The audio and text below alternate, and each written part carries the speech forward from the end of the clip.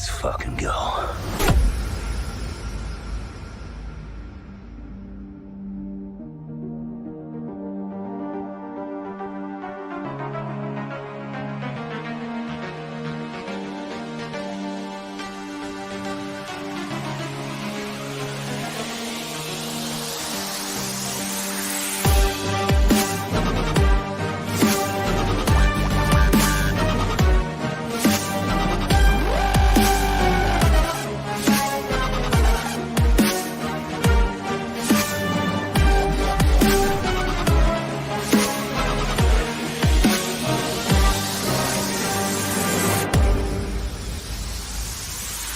The Emperor has been expecting you.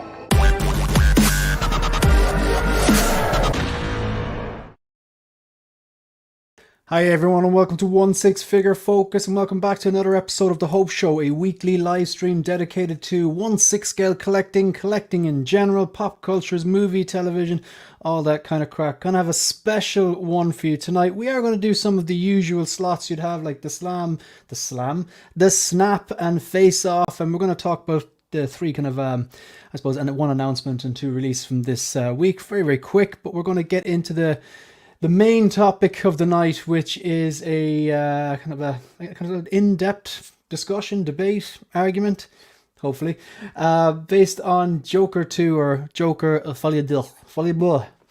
You know something's going to be pretentious when they have a French subtitle on it. We got the biggest fan of this movie here, Eddie Money Mendez. We got Jose Plus, who's, I think, lukewarm Jose. I don't think he's quite Jose Plus. I think he's Jose Lukewarm. We've got a man, I'm going to call it Rants with Rich. I saw this guy's post viewing rant. That's his words, not mine. He did not like it. But look, this is good. And then we have Ian H. and Silver Fox, who's he's pretty high in the movie. I don't want to speak for anyone, but as far as I understand, he quite liked it. So we are going to get to that, folks. But we're going to get into some figure talk and get that out of the way. Rich has a hard finish at 9 o'clock, so we'll try to respect that as best we can and get to this, or at least get to the Joker talk relatively quickly. Okay, how are we doing, folks? All good. Nice to see you all. Yeah, pretty good. Mike's in the background. Thanks for answering the call. Reviews at Rich. I just put out the Rich signal, man. And he answered. So absolutely, good. Do you know what, Jose? Will we just get straight into the snap, seeing as we want to kind of speed things up here? Okay. Cool. All right. So no you got the slides there? Shane Mike's in the background. Aha, thank you. Hello. I like to meet a fellow Wayland Utini employee. Don't tell anyone that I'm playing hooky today from the office. You got a little stogie on the go as well. Good man. Yeah, there you go. Yeah, good stuff. Okay. All right, how are you? I'm doing great, man. I'm doing great. The wind just kicked up here, so I hope it's all right. I just noticed your handle there, Folie À Mike. I love it. Yeah, I love it. The madness of Mike. All right, look, we'll get straight ready? into the snap. So Let's do it. All right. So, can you guys see? Yeah, there we go. So, yeah, this is the first snap. Would we go with our kind of a nostalgic pick here with Jack Nicholson as Joker, or after two interpretations, an Oscar-winning performance with Joaquin Phoenix? there is no way I can choose Joaquin over Jack. It's call it memorabilia, call it nostalgia. It's the movie that made me fall in love with movies. The stuff behind me wouldn't exist if it wasn't for Keaton and Jack and Burton. So yeah, as much as I think the first Joker movie is a masterpiece and his performance is fantastic, I'm going to go Jack on this. I'm exactly the same as Shane. Exactly. Yeah. Joker, better shot movie, better, in many, many ways, but yeah, this is 89 Batman, come on. Yeah. Plus, one's a movie about a guy with mental illness with a and they slap on him. The other one's a proper Joker, so this is the easiest one I've ever had. Really? Yeah, Okay. I agree 100%. The one on the left is the embodiment of an actual Joker, and the other one on the right is a mental case. I'm joking. He was amazing. He was amazing. The first one. The second one was an abomination of the man. I'm just gonna put a pin in the whole he's not the Joker thing, and we'll come back to that later on. Yeah, It's gonna be spoilers. interesting. Would anyone actually snap Joaquin Phoenix here? Is he? Are we coming at it as Joker? Are we coming at it as the character in the movie? How are we coming at? You know what I mean? What approach is it? Well, this is Jose's game, so Jose. Pick your Joker, man. Which one do you want? If I come at it as Joker, obviously it's Jack Nicholson because he is the Joker. He's the actual Joker, apparently. And he kind of did the best performance and closest to like the animated series Joker that I can remember, and I love Jack Nicholson. But if we're going like movie or performance, I would give it to Joaquin. So that's the only reason why like I'm caught up on it. But if I had to snap one out of existence forever, I guess you have to snap Joaquin. Could you simplify it by saying you can watch 89 again, or you can watch the first Joker movie again? Which one is going to go? If you would have asked me, this is funny, we're going to get into it, but if you would have asked me before the second movie came out, I probably would have picked Joaquin. But now I'm picking Jack. I'm putting a pin in that one as well, man. I got an anti-argument for that, whether you like the movie or not, man. But okay, it's going to be interesting. All right. I would snap Joaquin too. So yeah, keep Jack. Just, but I think it's mostly nostalgic purposes. I mean, that's the Jack that I grew up. I grew up with that interpretation, and anyways, did we all pick? Yep. Should we move on? Yep. So, all right, we'll move on. No brainer. Easy. See you later, Lee. Yeah. To hell with that. Yeah. I thought this might be a more of a debate. I thought that but I don't know, maybe because we have it's kind of the panel's a little bit more on the negative side. We don't have Dan here. We only have Ian, so I thought there might be. I definitely did not hate this movie, but I think in terms of like. After seeing, I had no interest in Lady Gaga at all. Wasn't a fan of her music. Did not care until I saw *Star Is Born*. I was like, wow, she can act. And when she's not dressed up as a steak, the infamous, what she was famous for, all the crap she used to wear and stuff like that. And when it's just her and a piano or her a cappella or guitar or something, I was like, man, she can sing. She is so good, and she can act as well. And that movie was gritty. I really loved it. So I was really expecting good things from this. Yeah. And I felt she was maybe a bit underused in the role. Hugely. Also, Margot Robbie, I'm not into the DCU, but I loved the James Gunn Suicide Squad, and she just does a great job on the role. So again, I'm going to snap Lady Gaga here. Yeah, I want to pretty much echo what you just said there. I think Lady Gaga is an amazing actress. I think she was massively underused and underutilized for this film. The portrayal of Harley Quinn was off, but as I said, snapping her straight away. Yeah, I'm with you guys too. I would snap Gaga in this instance, but watch her sing with Metallica. Watch her early covers of Zeppelin when she was 19 years old. If these two were up against each other as artists, I love Lady Gaga. So as much as I don't like snapping, what's her name now? Our Australian friend here, Margot Robbie. Yeah, she's Australian, right? Yeah, yes, I think that is correct. Yeah. But in this case, as Harley, I'll snap Gaga. Yeah, I'm the same. Snap Gaga. I thought Margot Robbie was sensational in the Suicide Squad, and I just loved the character of it. Yep. Hence why I've got the figure. Yeah, fair. Shane. Oh no, it's. I already answered it. It's. No, you did. Yeah. Everyone answered. Yep. Yeah, I think same. these were going to be a little tougher. I thought there might be more of a debate, but yeah, I'm keeping Margot Robbie as Snap Lady Gaga. I also feel she was underutilized, and we'll get into the reasons why. But I did find her character interesting. I mean, when we were talking, Shayna, it's one of the points that I brought up. But yeah, no, I Margot Robbie is my pick. Yep. Good. All right, then the last one. It's gonna be easy, I think, for you guys then.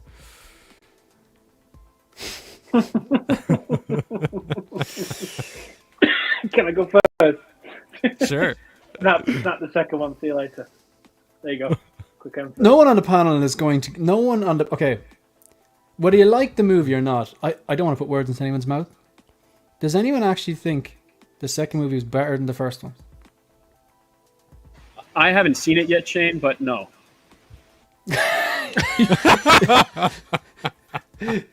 You are part of the reason this is getting review bombed. No, look, the first one I do consider a masterpiece. As depressing and dark it is, and I know a lot of people didn't like it, and I know a lot of people said, you know, it's not a Joker movie without Batman, and yet, but my thing is, it's the director, and it's like, look, this is the movie you want to tell. He picked pieces. I thought the first one was just phenomenal, so yeah, I'd snap the second one. It's not a question. All right, is this one a breeze for everybody? Everybody snapping the second one? Yep. Ian? Yeah, it's not a breeze though. I'm not going to make it like there's a huge gulf, because there's not. In my opinion, it's the first one's definitely better, but I've seen the second one. We'll talk about it. I've seen it more than once, and it got even better. Eddie, to be fair, went and saw it a second time. Oh. I actually thought that was mind blowing that you went and watched it a second time, Eddie. Wow. But I actually respect it. I actually respect it, because it's like, so like Ian watched it a second time and liked it more, and Eddie, he'll tell you what he thinks of it. But like, brilliant. Look, thanks for doing those. Jose, I was a bit under pressure today, and I do appreciate it. Thank you very much. Cool. Look, I'm just going to get some basic housekeeping out of the way here, and we'll go into something else. So, folks, we'll address the chat really, really quickly. So, who do we have here? So, obviously, as usual, pinned the pinned comment on the live chat is always the link for channel memberships. We are doing a channel member giveaway. It's actually next week. Yeah, it's the 21st. It's Monday, the 21st of October, basically in the next Hope Show. And it will be available for channel members. You have to be subscribed, you have to be a channel member, and you have to be present there to claim your prize in whatever duck race or whatever we do. We got Mike Fela, thanks very much for being here. We got Tragedy Tales, channel member. We got Ryan Smith, channel member. We got Brick Artemis. He's a big deal. People know him. Good guy. Follow his channel if you haven't done so already. I've been watching the Bugle 6 there when I can on the replay. We got Figurecraft, Fiddy Figurecraft. Check out his Jazz Inc. like showcase video. It is like top tier stuff, amazing, really just very it's impressive. incredible that one. It's it's really amazing. It's like I was thinking like, okay, what studio did they get to do this? But man, he's one man, one studio. Job. Yeah. Absolutely. Talia Meyer all the way from Germany, thanks for being here. We got Dave, X-Man Supreme, thank you very much for being here, channel member as well. We have got obviously Ian Ancient Silver Fox, channel member, panel member, and he's got that blue wrench. Watch out, folks. We have Mike Fowler with the exclamation mark. Oh wait, these aren't exclamation marks, these are dots. Interesting. Might not be the real Mike. Who else do we have in the building here? Brick Artemis saying Lady Gaga, poof, gone. So a few people are saying, so Margot is to Harley what RDJ is to, Margot is to Harley. Oh, what RD, yeah, fair enough, yeah, I gotcha. I think that a lot of people won't be arguing with you on that particular point. We got Jose G. Hernandez, well, panel member, channel member. Thanks for being here. The Humble Collector UK. I enjoyed the second film. Now there's 4 of us, Rich. You hear that? The music is part of Arthur's fantasy. We use music to express our emotion in the real world, so why can't in a movie? Yeah, we'll get into it. We will get into it. And Philly saying thank you. We got 29 people watching live. Thanks to you if you're watching live or if you're watching on the replay. You know what we're going to do? We're going to go straight into something else. Right right. Yeah, I'm just going to breeze through this first of all. Thanks to the 4,019 subscribers. Greatly appreciated. Channel members in the Troopers tier. We have 16Shooter Figurecraft, Eva Sneaker, Yomo, Mr. Ink, Howard Potts, Kenneth Jacobson, Ian H. in Silverfox, Jose G. Hernandez, Brian Wong, The Ben Thomas Show, Eddie Money Mendez, Jim Collector, Lancelot's Nerd Corner, Thrawn's Office, and Ryan Smith. Thank you very much to all the troopers. And of course, we've got to thank the commanders as well, who have their YouTube channel displayed at the end of the content like producers.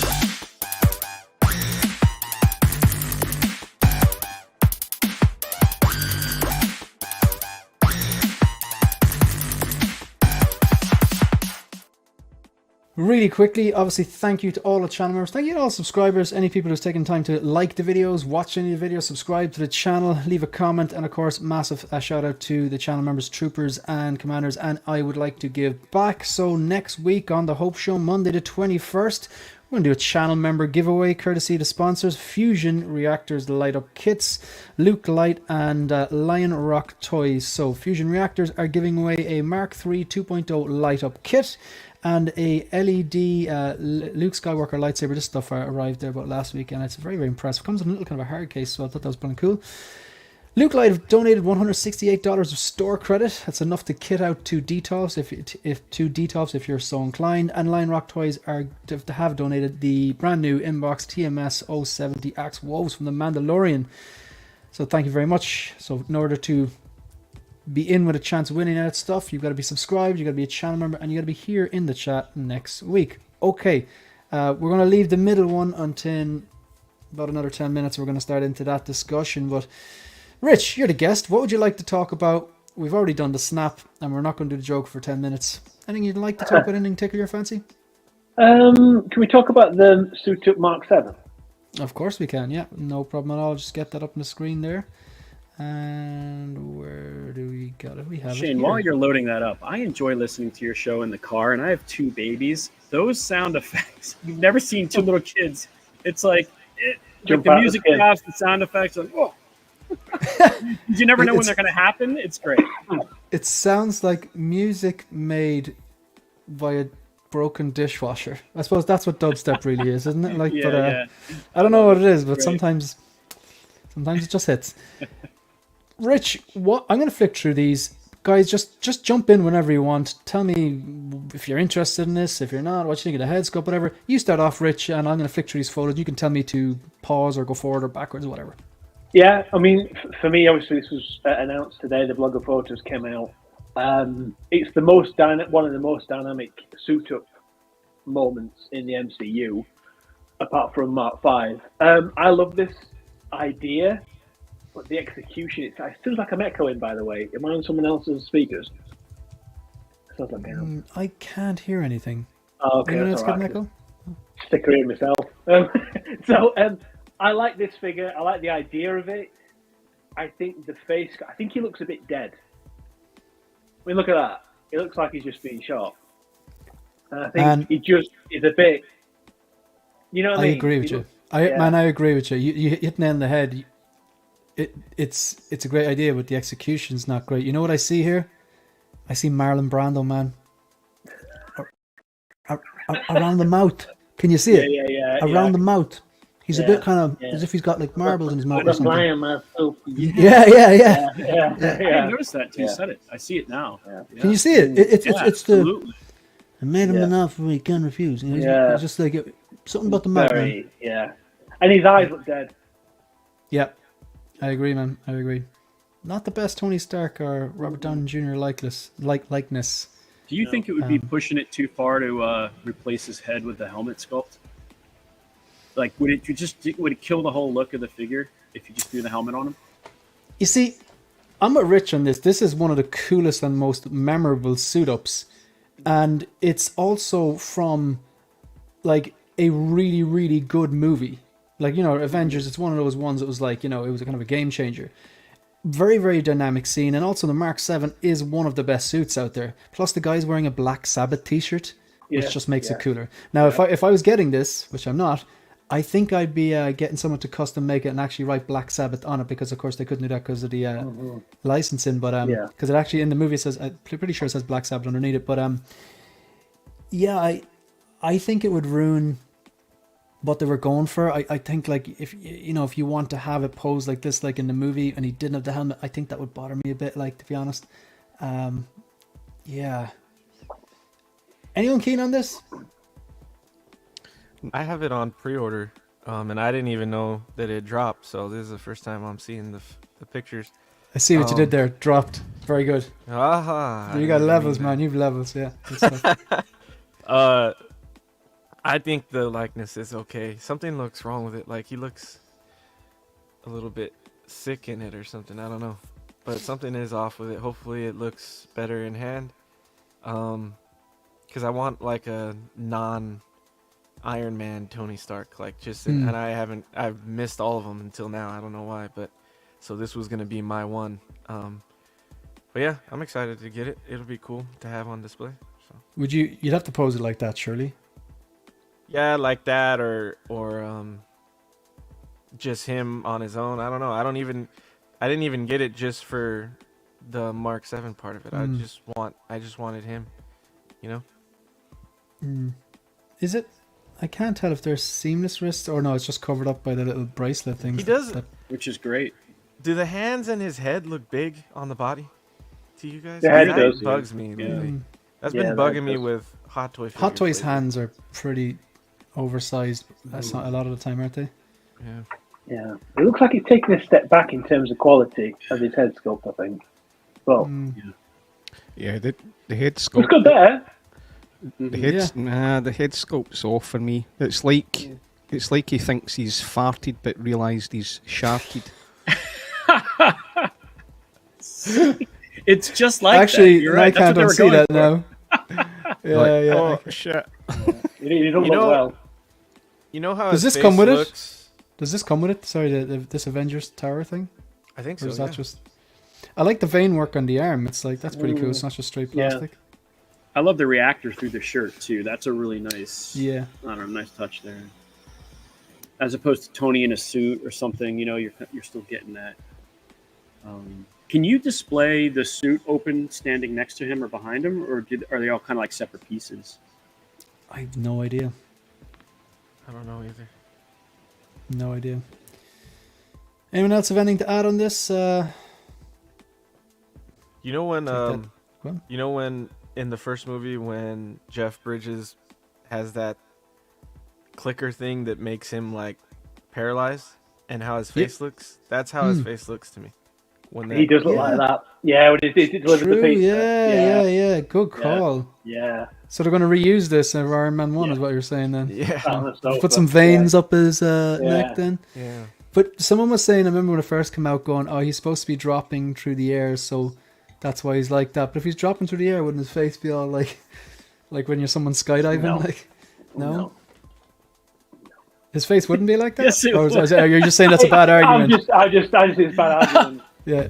You're just saying like that's a bad argument? It's a bad argument, yeah. Yeah. Again, like that's just why I heard people justify it like that, but I don't think that's how he'd look if His hair if would that move was. as well, but anyway. Yeah, it's I think it'd be cool set up though, but like no, I'm passing on this one, but yeah, Yeah, okay. but, like, so what- let's- What do you do with all the stuff if you have him just standing there in his clothing? Where is all the I stuff? don't know, ask You know, Eddie. that's my issue, Eddie. What is it? What's the answer? You want the stuff? I'll sell you the stuff. Give me the You can stuff, have Eddie. the stuff. We'll talk backstage. I don't need the stuff. You know? Yeah. You can just to me.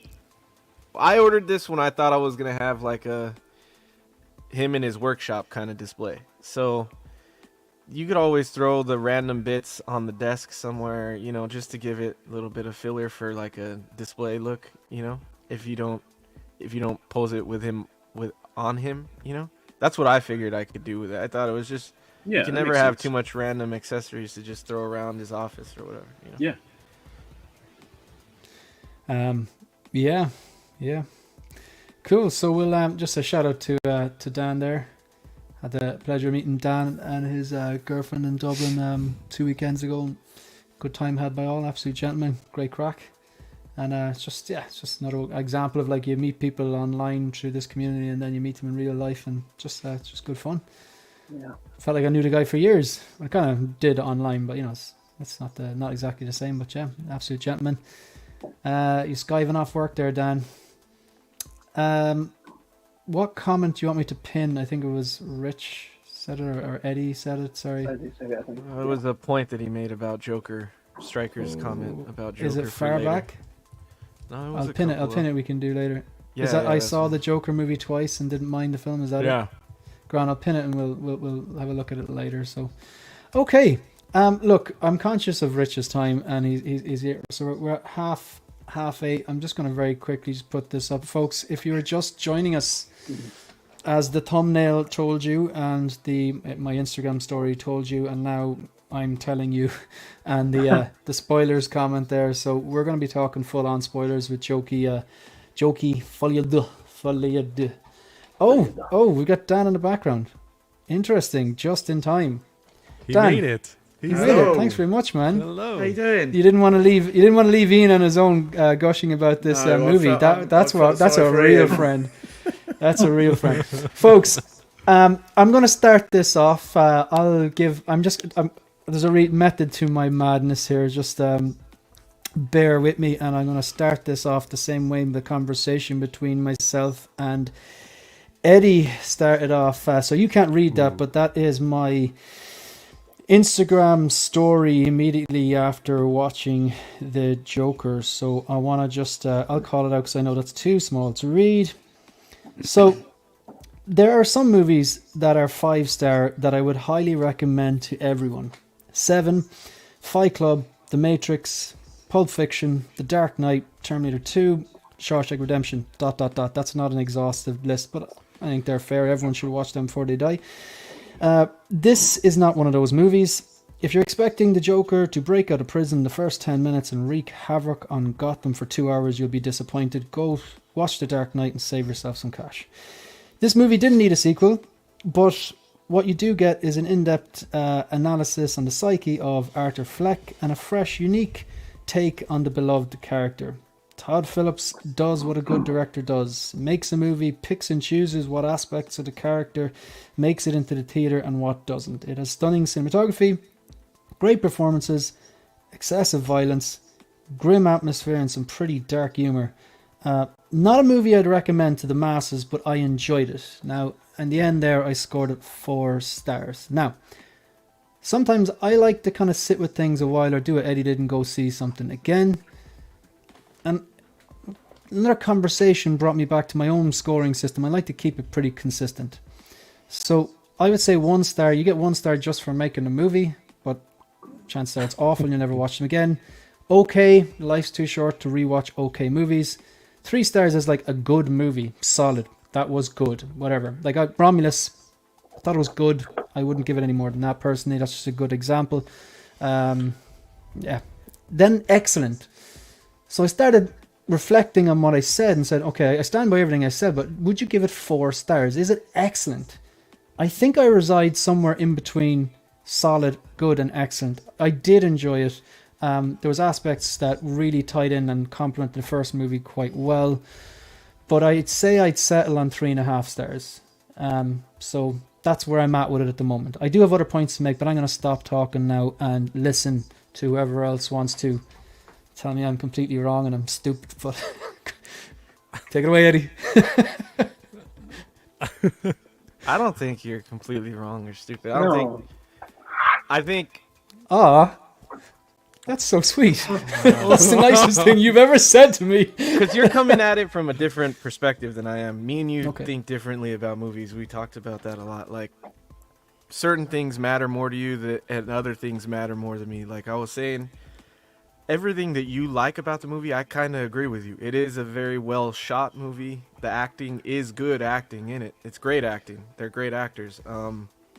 The cinematography, the music, the score. I noticed the score more the second time I watched it. I didn't even notice the score from the first film in the second one until the second time I watched it. So all that is great. Like, but for me, the character's story arc and where the character's at now in comparison to the first film, all of that stuff matters more to me than just being a well done film.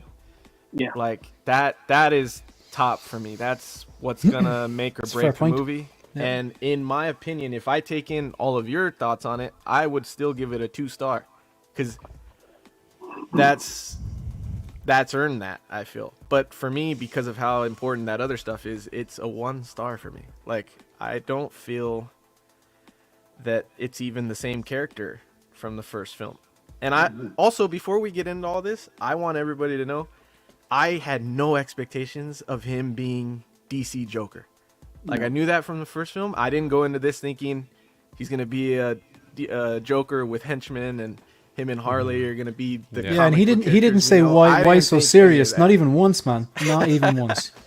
So I knew what to expect going in, and I still feel that it was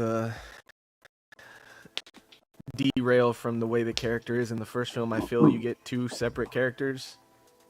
It's completely, I don't know. It's a completely different movie to me. You raised For me, the it's a point. 1-star. You raised the point on you said something along the lines of like he had this kind of you correct me if I'm wrong because I'm paraphrasing, but you felt like he had this downfall which was so well done in the first movie, and then he'd fully embraced the Joker, yeah. And I thought, man, that's a good point. Like even if he was locked up, wouldn't he still be like maniacal in that state? But he's very much embracing it, Arthur Fleck. However, he was heavily medicated though, and that made me think, okay, fair. He was actually medicated, and it was only when he started not taking the meds where he started to get a bit like psycho again. Yeah, Adriana was the only other person that made that point to me after watching it. She's like, in the beginning of the movie, he's taking medication. But I went back and watched the first movie. He's on a shit ton of medication in the first movie too. But doesn't he stop taking it at a certain point? Taking it though, yeah. But if you go back to the beginning of the first Joker and the beginning of this Joker, when they're both heavily medicated, it's still 2 different characters. The first movie, the first movie, he has more of he feels more of an adult than he does in the second movie. In the second one, when he starts off, he feels kiddish to me. He feels like a Arthur Fleck child, like a guy who was raised by a bad mom who is insecure. In the beginning of the first Joker, but in the first Joker, he opens up and he's smoking a cigarette. He's talking to the therapist. The therapist is ignoring him, and he's kind of like annoyed, like, what the fuck? Like, I'm trying to tell you what's going on. No one listens to me. He's more pissed off already. And in this new one, he's kind of like, it's kiddish. They're making fun of him. He goes along with it. He doesn't care anymore. Like, he's beaten. And that's what I don't like. It feels like a step back, because he's no longer beaten at the end of the first one. His whole thing is he's tired of people picking on him. He's tired of bullies. He's tired of all this. And then it's back to normal in the first one. And it doesn't ever climax. No. Like, he just stays that way. And he even downgrades even more. I think that's my biggest flaw, because I feel the only thing that saves the first film, you guys are right. He's a heavily disturbed individual that, he's killing people. You're not supposed to like him. But because of the character arc in the first film, and you feel he gets this confidence about him. He's no longer being picked on. He's standing up for himself in a horrible way, but you feel good about it, and you kind of don't like that you feel good about it, but you do. And then in this next film, it's like, what was the point of it all? the thing is, Eddie, sorry. It's 2 years after that event, right? It's 2 years. So he's been in an institution for 2 years, heavily medicated, bullied by the guards, Jackie, led by Jackie. Can we just say Brendan Gleeson was one of the highlights of this movie for me. He was awesome. So when you think of it like that was horrible. He's been beaten. You look at other movies like One Flew Over the Cuckoo's Nest. A guy over time medicated, and he's look at the change in him, right? So for me, I think that was really compelling. See when I've seen a lot of other people's comments, they're their dislike for this movie is because they've not got the linear transition or progression for Joker, right? So you're getting, when I first seen the announcement on this movie, I was this movie isn't what I expected. I expected, with Lady Gaga, A Star Is Born, with Joker and chaos and moving in that direction. That's what I initially thought it would be, and it definitely wasn't.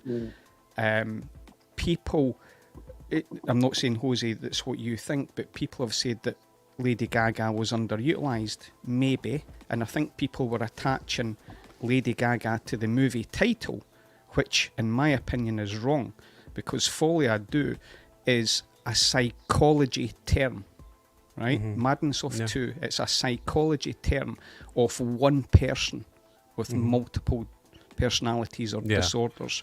It's got nothing to do with Lee, this movie, the title. I never said that, but I understand that, and I knew that from the beginning with the cartoon, with the Shadow Self. I've done a lot of study on the Shadow Self, and if there's two, I mean, that's the whole point of the movie, if you think about it, right? Like, they're talking about...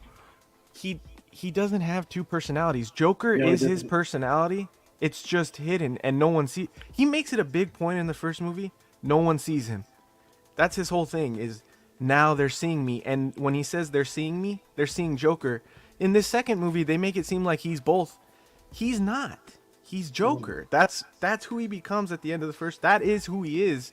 So in this movie, when he's like... I disagree. Well, that's what they're debating in the court, right? That's kind of the whole theme of the film, right? Like, is it two separate entities, or is it one single person?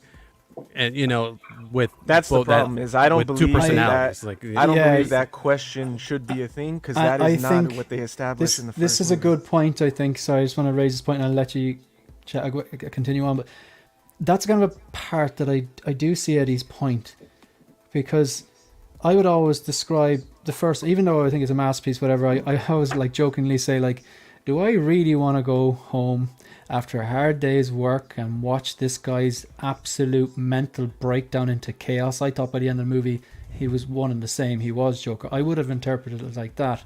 And it kind of bothered me in the second one when his psychologist, is another great actress as well.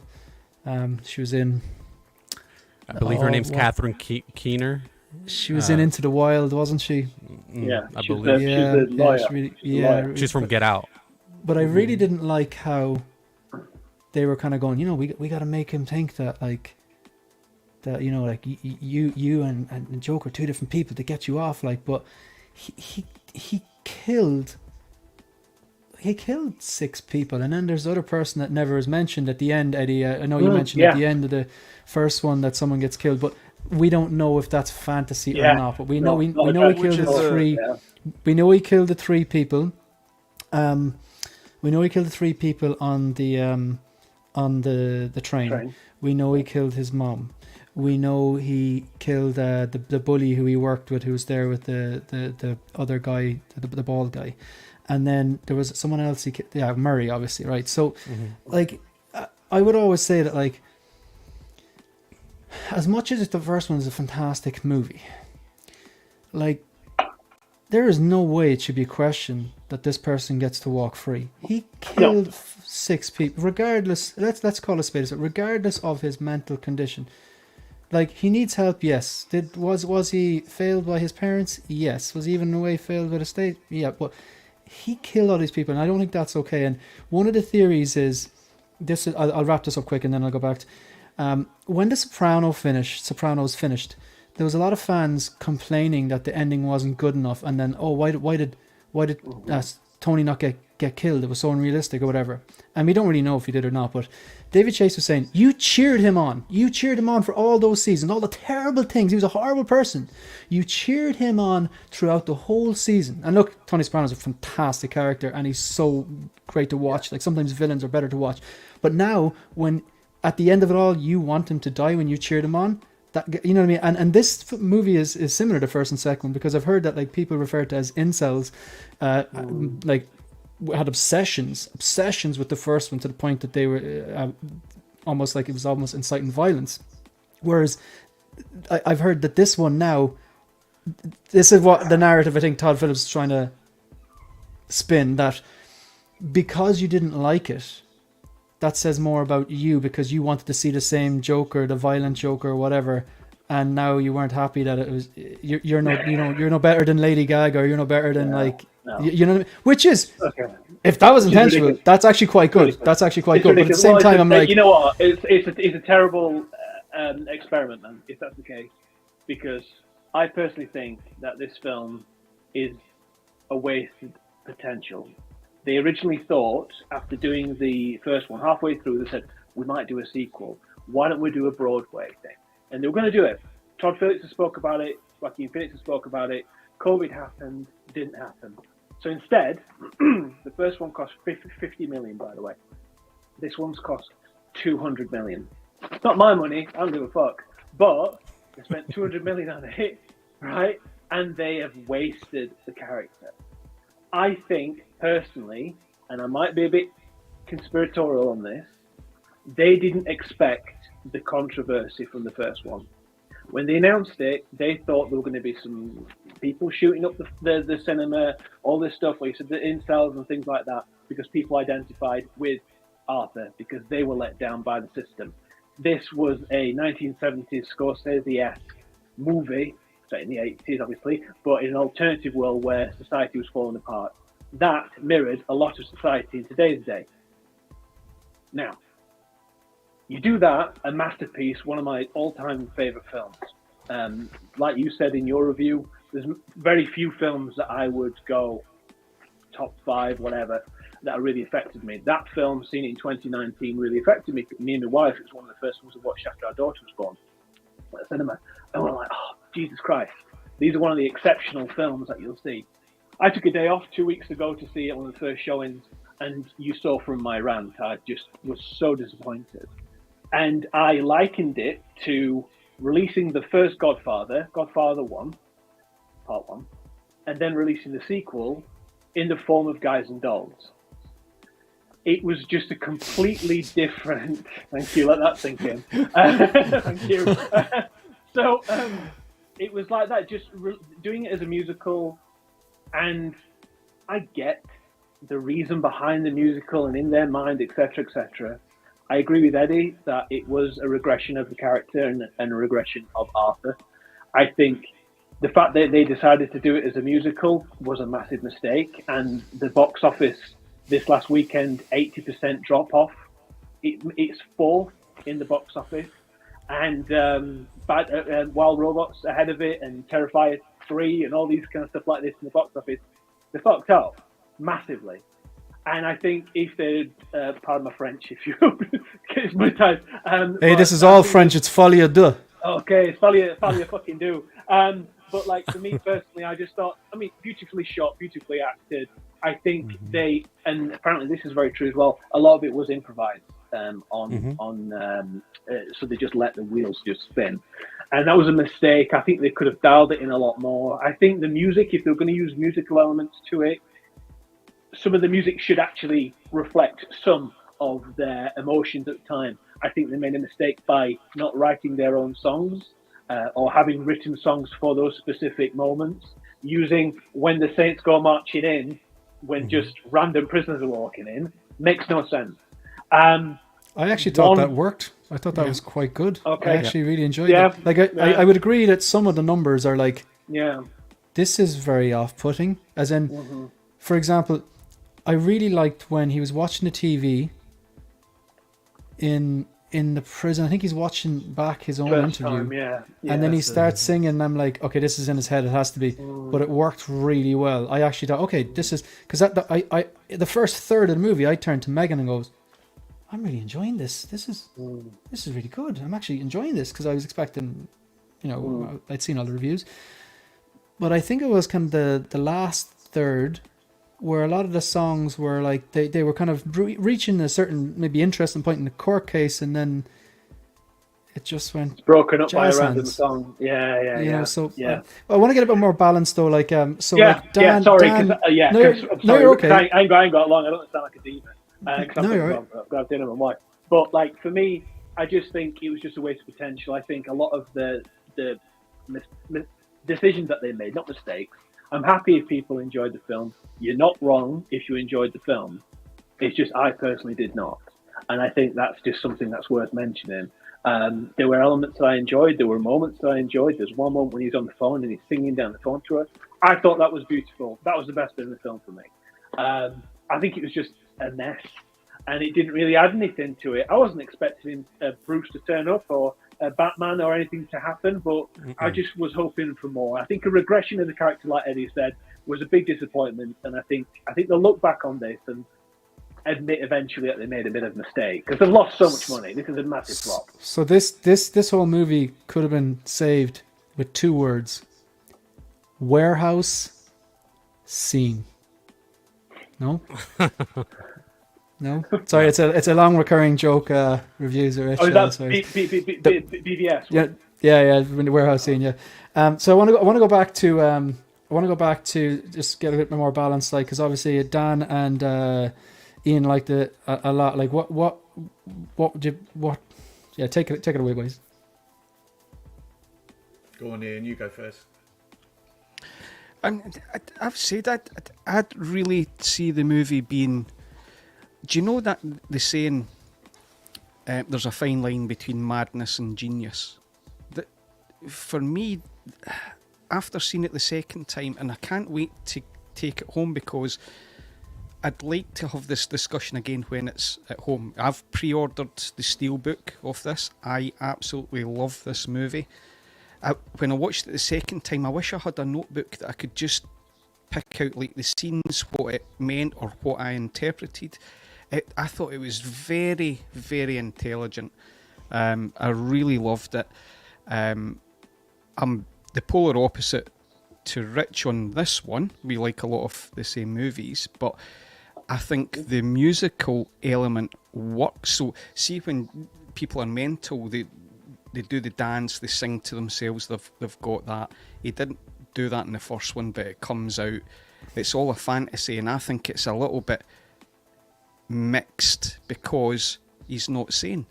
You don't want polished singing or everything to fall into place. I think it's, for me, it was just great.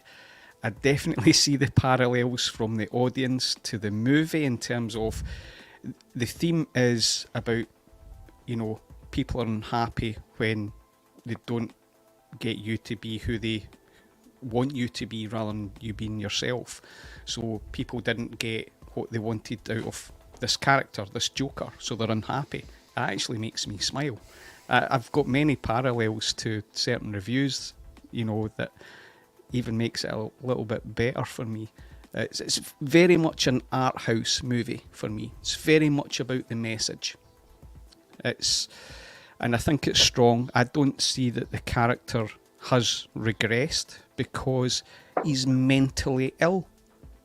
He's been locked up. He's on medication. He's in confinement. He's not got the external influences that projected him into this other persona in the first movie because he's not locked up. So I think the acting is fantastic. Joaquin Phoenix's performance is superb, absolutely superb. Secondary characters, like Brendan Gleeson, I just think it's brilliant. A lot of the stuff that I liked the animation at the start. I throw back to certain classic movies. There was little nods to maybe 100 Years of Hollywood. Charlie Chaplin was there, a link to the first movie. There was all these little bits that I liked. There's themes of Chicago, how they done it. Still had the dark theme on it. I thought it was. I agree.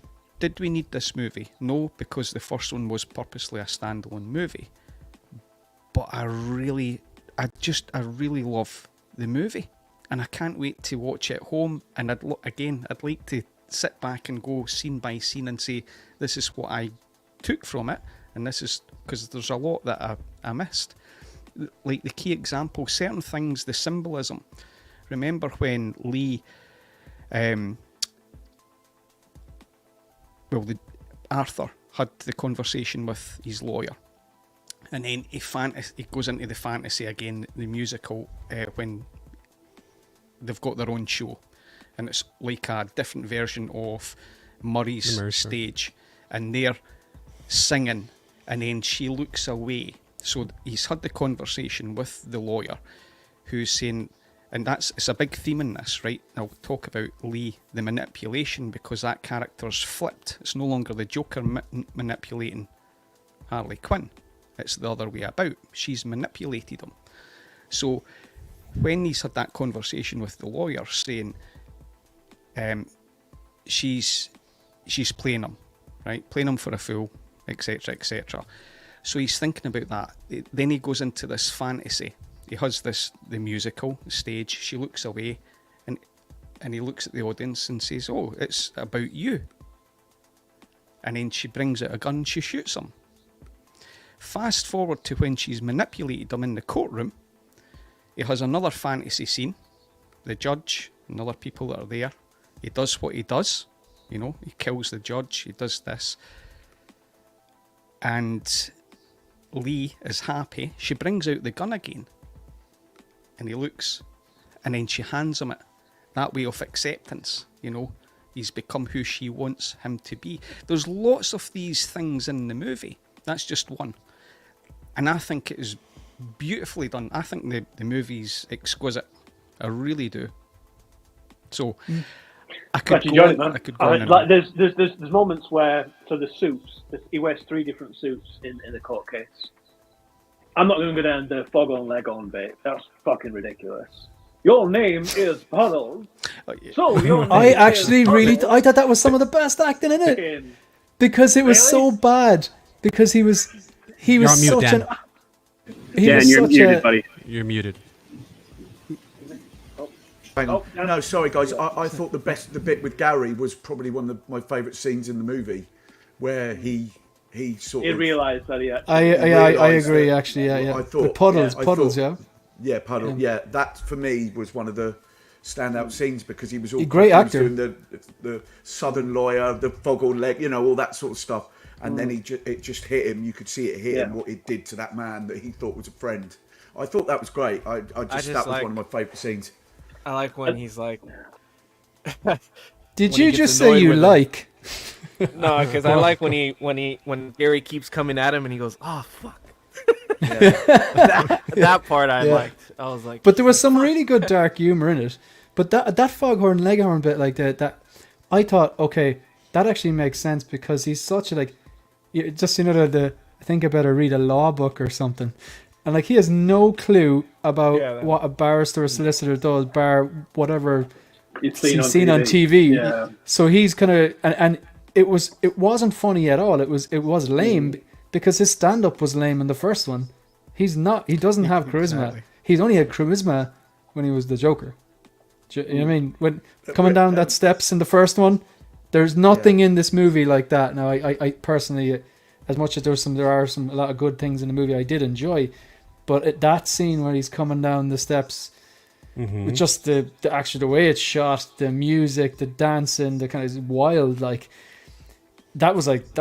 this is different and it's hyped, but I felt that there was nothing like that. I know they're not going to do the same one again. I think for me, I agree with a lot of what Ian says, and I definitely take everyone else's points.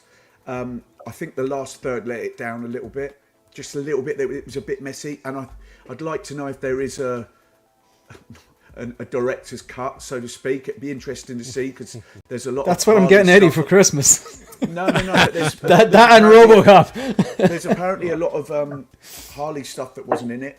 100%. So it'd be interesting to see if her character was expanded a little bit more. And the other What thing about the steps?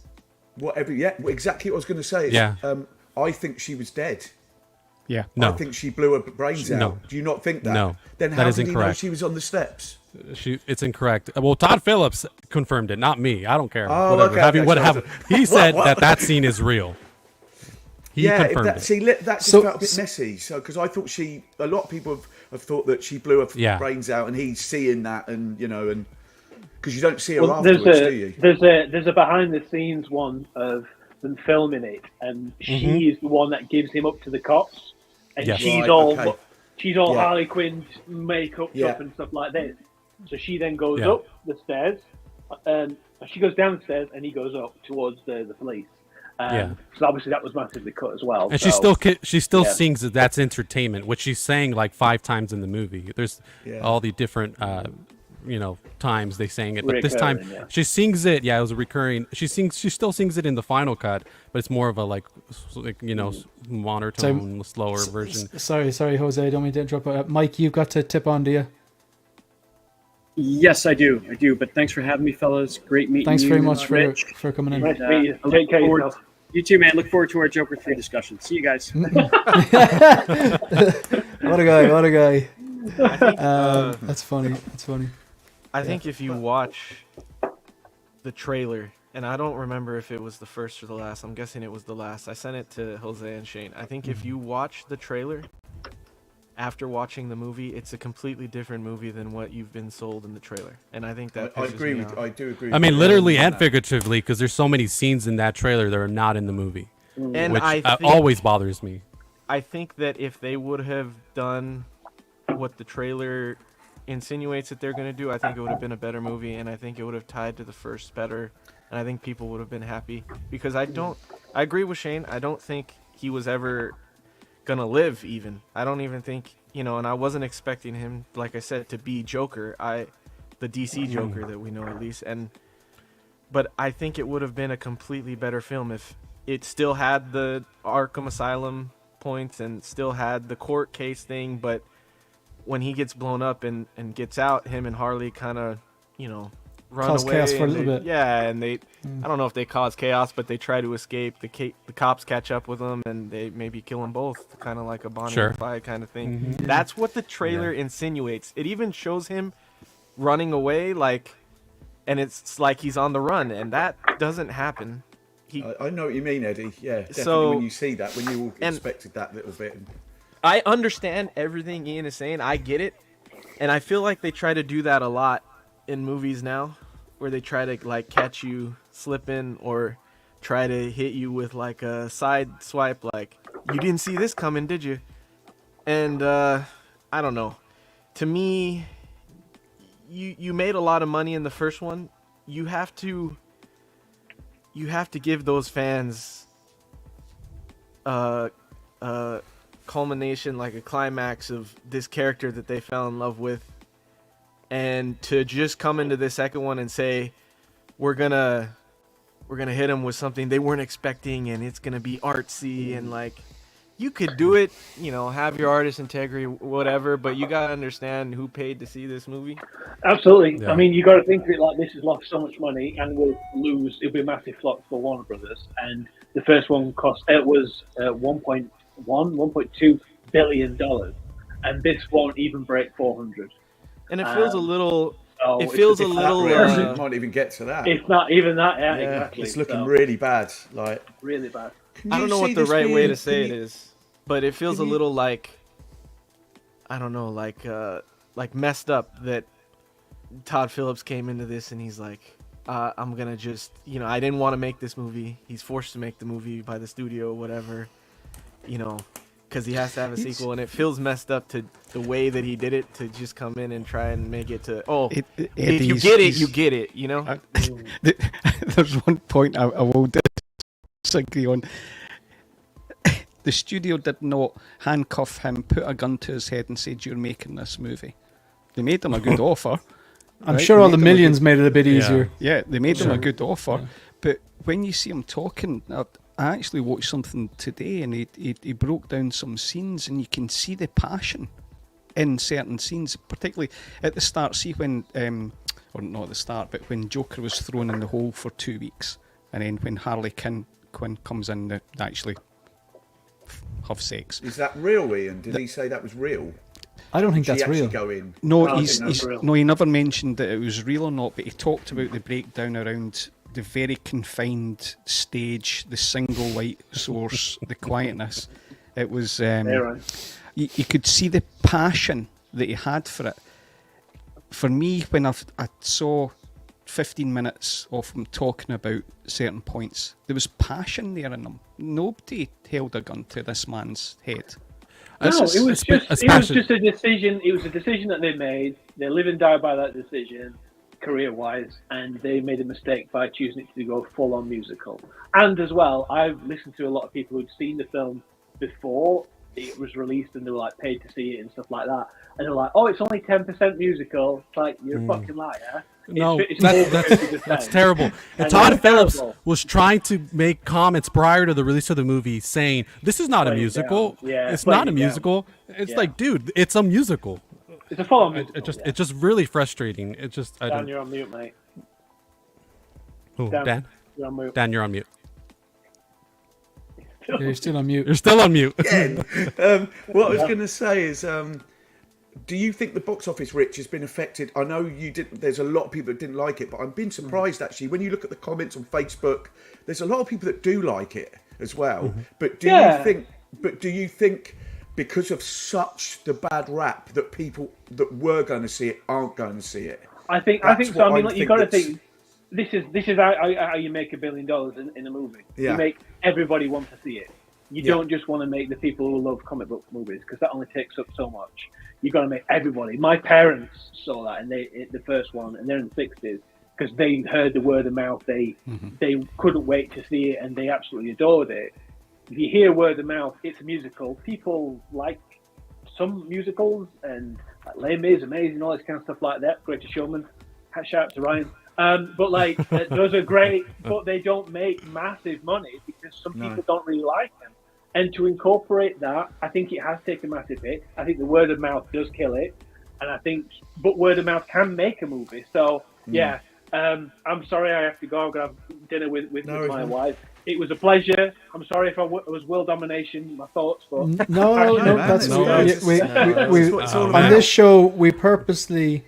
I sought out people with varying viewpoints to get balance.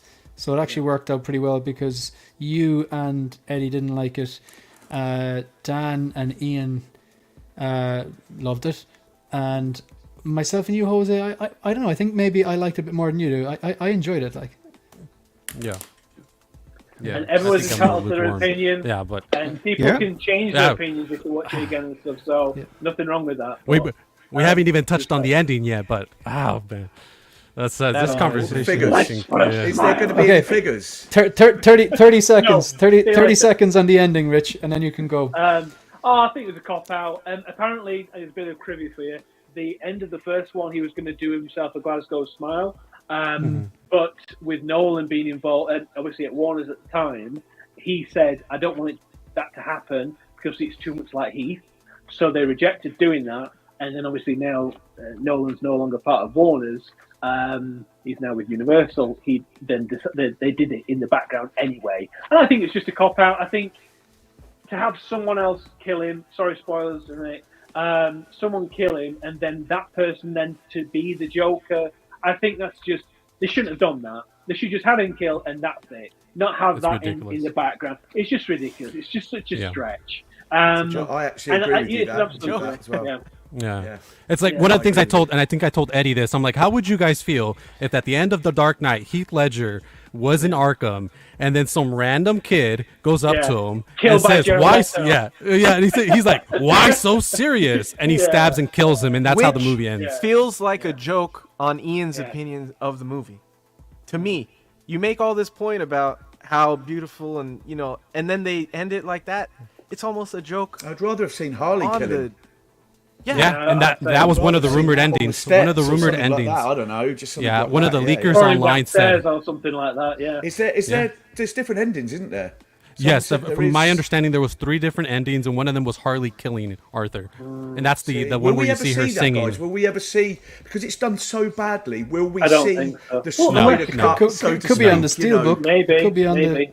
Yeah, we'll give you another version that you might like. It's I don't know. It depends. If there's an opportunity to make the money back, they will. So so that's it. But listen, guys, thank you so much for having me. Hope I've not ruined anybody's night or eardrums. But it's good to see you. Have a good evening. Take care. Hey, mate. Cheers. Bye. Rich. So they might release the Snyder cut. Well, yeah. yeah. The Todd Phillips. Will cut? there be any figures from this movie? No. Will there be? Would Technically, INART do an technically a there already Harley- is. Technically, You don't the Yeah. isn't the Hot Toys one licensed Folie À Deux? Joker If you too. look at the Yeah. Yeah. because they reprised this the applause sign. I think the applause sign it definitely is in this movie because I remember seeing it going, oh, that's like the Hot Toys version. So I presume it was in the first one. Maybe I just can't remember. But I don't think there's gonna be any more from Hot Toys anyway. I don't think. We're not going to see INART Gaga. No, I don't think so. I don't think so. I mean, they told Love me it. at the Definitely get INART one. event, they told me Yeah. that Gaga was like almost certain, but that was before this Oh, movie wow, came out. really? So, yeah, yeah. They also What do you told think, people Ian? that they'd have their Batman yeah. last year. So, like- don't go there. Like Don't no, go but no, there, it says, you know, come on, Not like, saying you know. though, who hasn't got their INART Batman yet? Not me. I don't have it. Have on you, there. so yeah. Look, you've seen, yeah. Whatever. I'm not going there. That's another thing.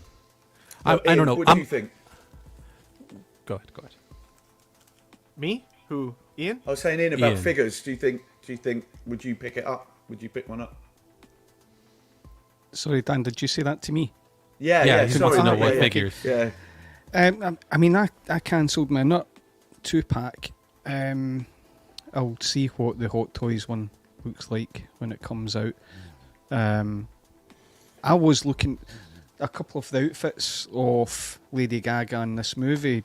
Before I saw the movie, I was interested in getting. I like the Harley Quinn character, but I don't know if this one will come out. But if they've made a deal before, then it will definitely come out. I would, if they make it, I would pick that up for sure. I mean, you guys keep referring to her as Harley Quinn, when nowhere in the movie Yeah. she does get referred to No, by yeah, that. yeah. I mean, I think she so did it's once. Lee.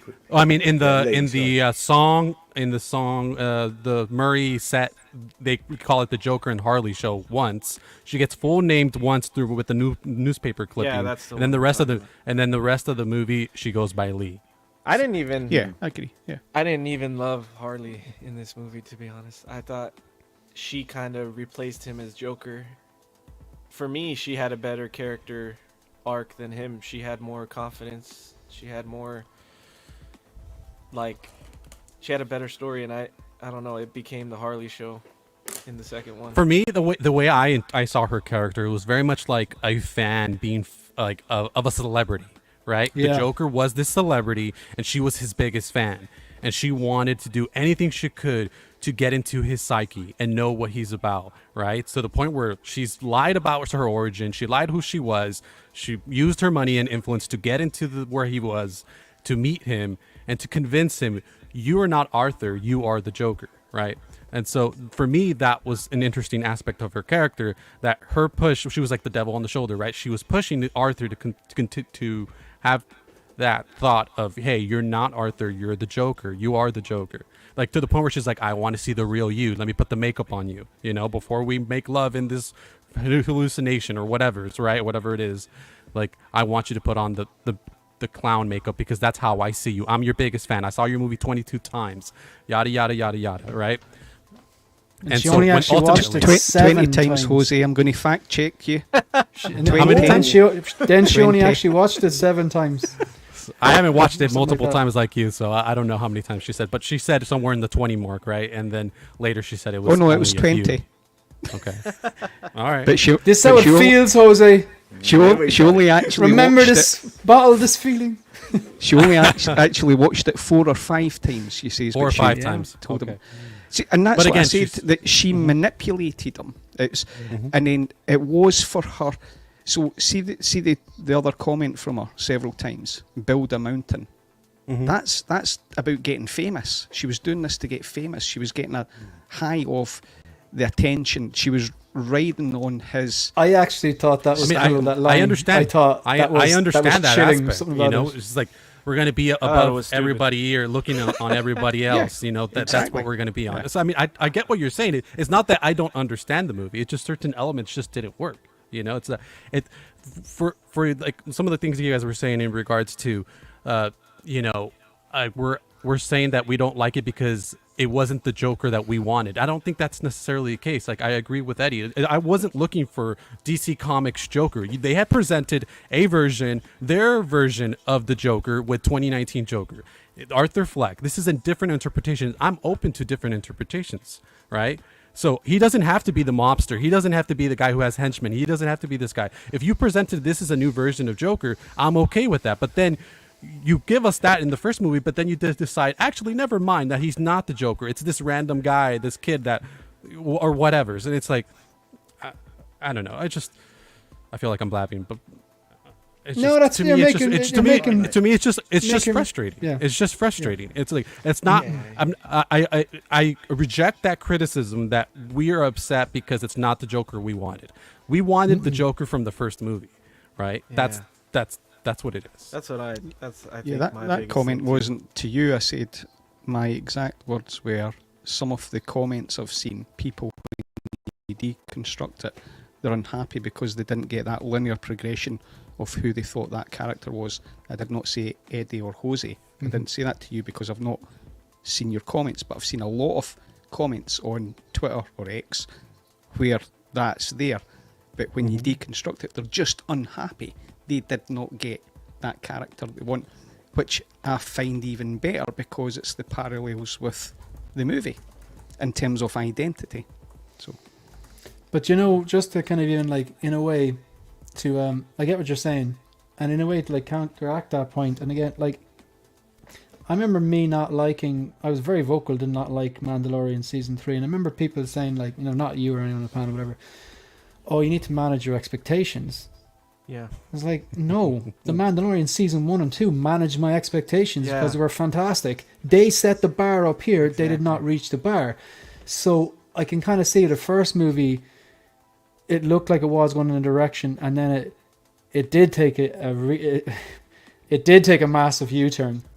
And even I'm not someone who still enjoyed it a lot more than Eddie, definitely a lot more than Rich, and I'd say even more than Jose.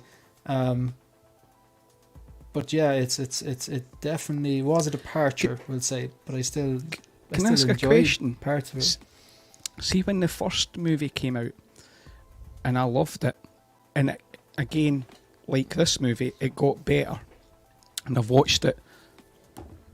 Sorry, loads Dan of wants to times. shoot off. Sorry, Ian, I don't mean to. I've got to I'll shoot, go back to- guys. I've got to go to Amsterdam tomorrow for a week, so I'm getting ready to go. So I will see you soon. I'm speak on chat. Thanks for coming. We'll Cheers, speak Dan. Cool. Nice seeing See you, you. Dan. guys. Thanks very Take much. care. All the best. Sorry Bye, for guys. interrupting you, Ian. So Yeah, no, continue. it's okay. So the question I've got is, I had quite a few friends who went to see the original, and they thought it was okay, and they didn't think they would watch it again. Watching it when it was free to home, or they've bought it on disc, whatever, they've enjoyed it more and more. I wonder if this will happen, not with, because it's very divisive, I understand that, but I think there could be some people that when they get home and they watch it and you sit back, they might like it more. That Do you mean I- as in I people think- who've seen it already, or people You who mean- are hearing everyone saying this is terrible, it's the worst movie ever, and then go, oh, Yeah. I'll give this a lash. You can Because fast there's a forward the difference. musical numbers, right? You Yeah. can fast forward the musical numbers. see, I liked the musical numbers because, and I can't recall exactly what's there, but at the time, they were making sense to what's and what I was seeing in Arthur. I mean, projecting Lady Gaga in singing, fantasy. that's entertainment outside of the courthouse when she's waiting. I mean, well, he's waiting on her to show up for the first time for his first, right? The first day of the court or whatever's. She's singing, that's entertainment outside of the steps. Tell me the significant narrative purpose of that scene. I don't Did you say negative purpose? narrative. No, I'm sorry, narrative Or purpose. Like, narrative. what was the point of her singing Um, on the steps outside the courthouse? I don't know either. I'm trying to think. About That's what I'm saying. There's so many aspects of this. I'm not saying I don't like the songs. Well, There's certain songs. let Yeah. Ian speak. Let him speak. Yeah, Let him speak. go ahead. let him So, so let me go back on the first. So I did relate to the songs, and from Arthur, what I said was Arthur's head. So a lot of he was the one that projected the musical, right? Because the madness of 2, it's actually him. So he was the one that was instigating the most of it, right? So I understood, I had the relation from Arthur in those songs. So I got that. Joaquin Phoenix, I think we can all agree, he can sing, walk the line. Yeah. And I liked that they were a little bit off key and it was a bit fractured, excuse the pun, that's the theme in the movie. Yeah. He almost sounded like Tom Waits to me, the singer Tom Waits, that crackled voice. I kind of liked that. So I could relate to the songs from Arthur that he instigated in his fantasy. Interestingly, The entertainment. Tom Waits was one of the muses that Heath Ledger used for the Joker voice, I believe. Oh, really? I'm a big fan of Tom Waits, so that's what I brought up. But in terms of I don't that's agree with this entertainment, comment. I think maybe when I think about it, I'd like to see it again. She was going in there because this was going into the courtroom was a show for her. She's putting on a show. This is entertainment. That's what I think was from that. That was her psyching herself up. She was having that cigarette. This is entertainment. Going in here, we're putting on a show. We're putting on a show. This is the step to getting to building the mountain, looking down on people. This is entertainment. I think that's what I saw.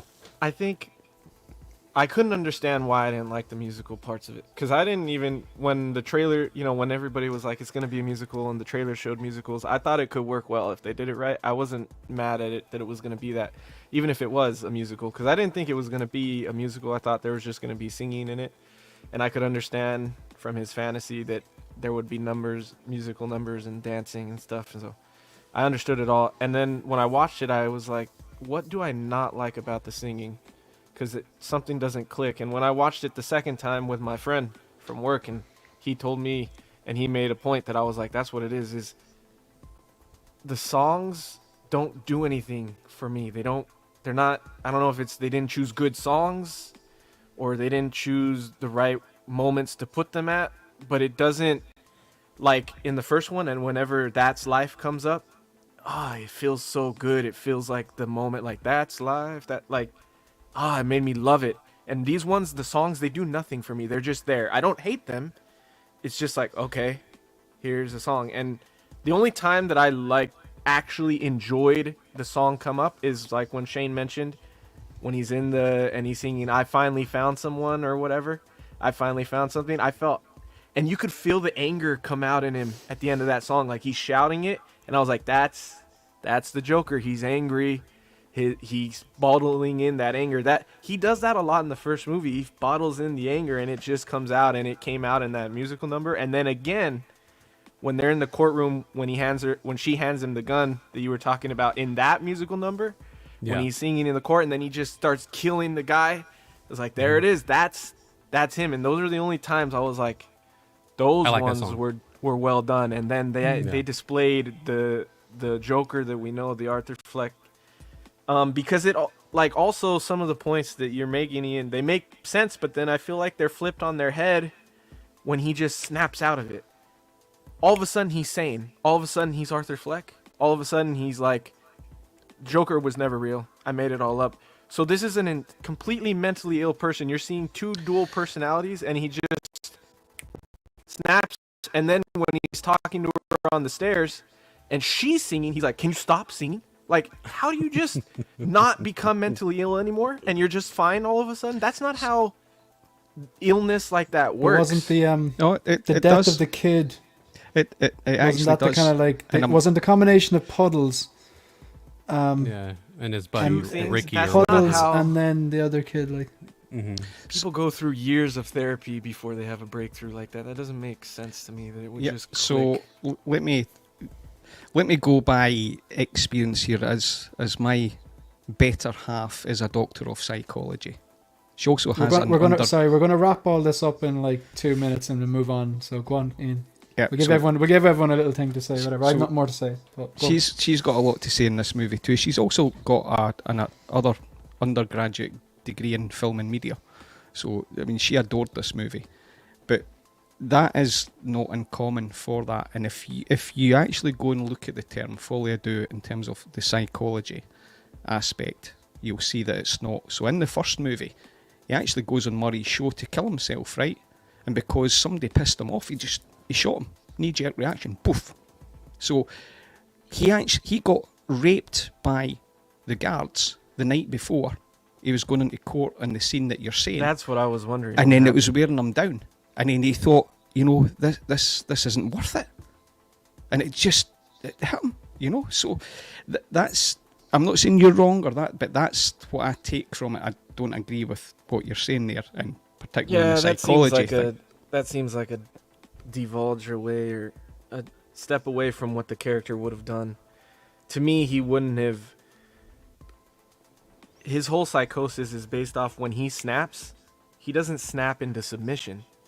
He's not worth it. He snaps into rage. He snaps into, I'm going to kill these guys now. So that's what I was expecting to happen when they took him into that scene. And I didn't know what happened. I thought he got raped too. And when I mentioned that, my friend was like, "No, they just beat him up." I was like, "No." They set up the scene and then it was a bit like, okay, it wasn't as in Shawshank Redemption. It was more obvious, but it was implied. It was implied. Yeah. So to me, what they have made you think about this character, in that after that, he would have killed them. I think there was even a chance when he comes back from the courtroom to the Arkham. There's a scene where it pans down, and it looks like he could have grabbed a gun from the guard or grabbed a weapon. They make a point of like panning down, and I was like, okay, he could have got a weapon. And as they're throwing him around, he even says, "I'm gonna kill you. I'm gonna kill you." And then he submits, and it's like, that's not what the character would have done. He would have killed those guards. I think at this stage, trauma, though. I think at this stage, see, you're never gonna agree on this. You're like, yeah, it's just, I know. That's why I'm like, just, that's why I understand and I get it, and like, that's fine. That's trauma though. Take this film to Cannes, dude, and make your A24 movie, and don't make a Joker sequel, because that's not what you're doing. You're making a A24 artist movie that you want to release at Cannes, and you want only like 5 people to understand. That's fine, but that's not what you're releasing. It's like, yeah, it's just not. I'm just making the point on that scene though, because trauma, it's not. If you think about some people that have been raped, right? It's not over time then, because they're in shock, right? Pretty sure we're demonetized, lads, but I just want to lighten the mood. So I'm just saying. So I think the realization over time, what happened the night before, it's just like. And that's why you said this isn't worth it. So let me ask you this, Ian, real quick. I know we're trying to get it out of here. I understand the point you're making. So what is right and what is wrong in this situation? Are they making a film that only 5 people are supposed to understand if they really deep dive into it and they know this psychology thing and this psychosis thing? What are they making? Are they making that? Or are they making a movie that's after a first movie that people are gonna connect with? I understand what you're saying. I don't feel that when we go into this movie we should be thinking that way or have to think that way. We come in with a previous mindset to think a certain way, and to just because you're trying to make us think differently, that doesn't make it good. That just means, okay, you've succeeded in making a thinking provoking movie, but like, what, you know what I'm trying to say? You guys understand what I'm trying to say? Is it? No, I know, and I think that's where I mentioned. So Shane, you'll know from our chat, when I saw the movie, the first thing I said was, I love this movie. I don't think I could recommend it because I can see why some people don't like it. And I made the comment, and Jose pulled me up. I said some people might not get it in terms of getting what I saw from it, because of how I interpreted it. I related it to like an art house movie, which is more focused on the message rather than the entertainment piece. I think the I best think- I- movies, I though, think- hit the nexus between entertainment and message. Yeah. Exactly. Yeah. Yeah. And I think this was maybe I leaned think- heavier into message as opposed And to I- entertainment. My take is that it seems like people, not necessarily you, but people will say that, saying basically you have to be this smart to understand this movie. Oh, and it's no, like, no. and that's not what it is. I can understand the movie. Does it, I don't think I'm dumb, so I can understand the movie. Doesn't mean that I enjoy it at the same level because I understood every single thing or didn't understand every single thing. To me, it's like when you say something like that, like, oh, it's not for everyone. You're not gonna get it. You don't understand it, and it's like, well, then at that point, it's like you're kind of like saying, well, I'm intellectually smarter than you, so that's why I got it and you didn't. I think we have to be careful how we phrase things like that because, in that sense, you're making it seem like you're not smart enough to get this movie. I That's don't that's think just my that's point. what I don't. Obviously, I know that's not what Ian meant, but I get what you're saying about other people, Yeah. whatever, Grant. Yeah. This one comment here, I completely disagree, Randall. It was a Joker movie. It was just Todd Phillips' interpretation of it. Like I Yeah. don't know. I know it's not Yeah. the Joker but in the Jack Nicholson or the animation, but I think. Go on. No, I was just gonna say that's one of my criticisms too, is that it seems like he's ashamed that it's a DC property. He's like, let me do everything else I can to make it this art house movie, and I'll just sprinkle in a little bit of the DC stuff. Like, it's a Warner Brothers picture, no DC logo on the beginning of the movie. I mean, that's no nuisance, right? There's a little details. Who cares, right? But at the end of the day, it's like he can't even call Harley Quinn. He has to go by Lee. There's all these nuances that he's ashamed that it's a comic book movie. And he's like, and you know what I'm going to do to that character that you like so much? I'm going to shit on him and just going to kill him because who cares? It's like the whole movie, it says, care about Arthur. Arthur's what's important, not the Joker. You Yeah, care too that's much about the Joker. And a it's good like, point. and then you end up killing him like a piece of trash. And it's like, what's the point of the movie then? You made me care about Arthur. Yeah, the first movie is Joker. It's not Arthur. The movie is Joker. But I would have seen him getting killed at the end is because they're kind of doing that. They're showing how people can become obsessed with these characters. Maybe they're celebrities, or maybe it's Jack the Ripper or whatever, and then emulating them, copying them. And then you have those guys outside. They were going to die for him. They blew him out of prison. They chased him down to try to put him back in the car so they could just. He could have ordered them to do anything, and they would have done it. Like, and then you have the guy at the end who's basically copycat, wants to be him or something. I really wasn't in any way offended by the ending at all. I was kind of like, that's the way he wanted to do. It's not like. What I'm saying is, I'm not thinking hard enough about it. I don't care as much. No, see, because you don't care about it as much. But that's what I'm saying. That's why I go back to the example of Heath Ledger and The Dark Knight that way. A random inmate does that, starts laughing, carves his own smile, says, "Why so serious?" and does that. Would that bother you? Or are you just the same way with this movie? Would it bother me? It's hard to actually to answer that question because The Dark Knight has been The Dark Knight since 2008. Yeah. You know what I mean? Would He it didn't have? shit on the character. That's what Would he's it trying to say. have? Would it have made it less of a movie? I don't know. Would it? Like, you might at the end, like there was parts at the end that it rises that I'm like, I would have preferred if Alfred just looked at the camera, and we never know. Give us an Inception ending. I would have preferred that. Would you? Do you like the happy ending? You know what I mean? Like, as in, like when you look at them and it's, it's Bruce and it's Catwoman and their little family, and it's a bit all like, do you know what I mean? I would have preferred if he just like picks up his coffee and looks directly at the camera, and then it cuts. And I don't agree with Danny saying it's not the actual Joker. I'm like, that you told us that this was your interpretation of the Joker. He sings a song. He says, "The Joker is me." So he says, when he tells Murray, "When you call me out, can you call me the Joker?"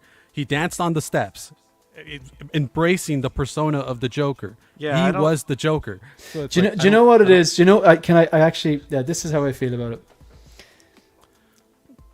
I feel that I have my Joker in The Dark Knight, so now it doesn't matter what happens. It's like if that's the thing. It's that that's as honest as I can be about it. Like, and it's like